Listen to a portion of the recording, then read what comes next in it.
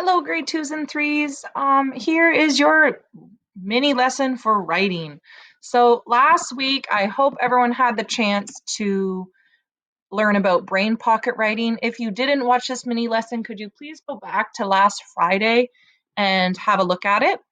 But we are going to do a quick little review. So who remembers, where do writers get their ideas for writing? Yes, in our brains.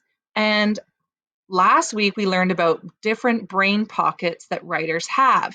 We have won't let me, we have our memory pocket, our fact pocket, and our imagination pocket. So, depending on what we're writing, we're going to draw or we're going to pull from different pockets. So, if I'm writing about a memory or something about my life, I'm going to pull from that memory pocket. If I'm writing something about something with facts and nonfiction, I'm going to pull from that part of my brain that knows all about facts, so the facts pocket. If I'm writing a story, well, that comes from our imagination pocket. And I gave the example last week of a story about the Toronto Maple Leafs signing this amazing Penguin superstar from another country, and he leads the Toronto Maple Leafs to victory to the Stanley Cup. So, um, something for you to reflect on or think about. Who likes writing? Yes or no? And it's okay to be honest. If you don't like writing, tell me why.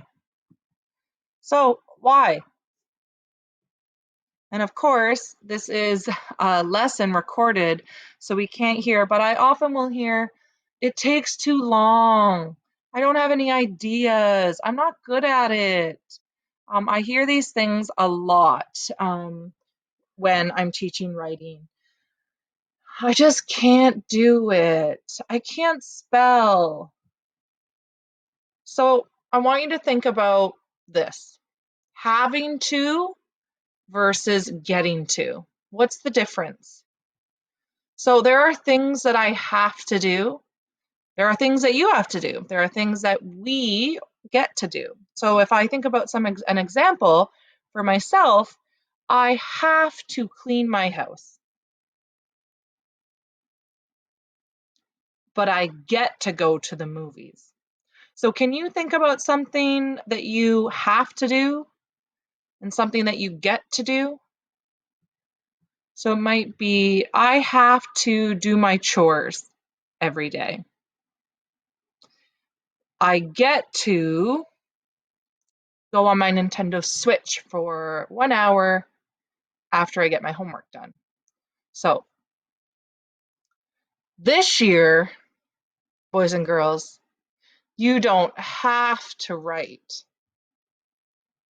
I'm sure some of you are going, woohoo, yeah, woohoo. But wait, it's not, the sentence isn't complete.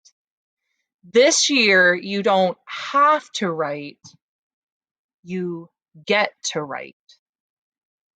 What do you think I mean by that? Remember this last week, we talked about things that we have that we don't always think about in a positive way, or sometimes we take it for granted, and why it asks what that means. Well, that means there are things that we can do that we just don't really think about, that we don't really think about us doing it and how special that is. Do you know that there's some kids in some countries that don't have access to paper or pencils? They don't get to write. Did you know that there's some kids that don't have hands? They don't get to write, not in the same way that you do. So it's just a shift in thinking.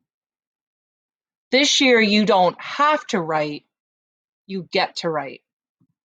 Boys and girls, I love writing. I love teaching writing. I want to get you all excited about writing, and that's my goal this year.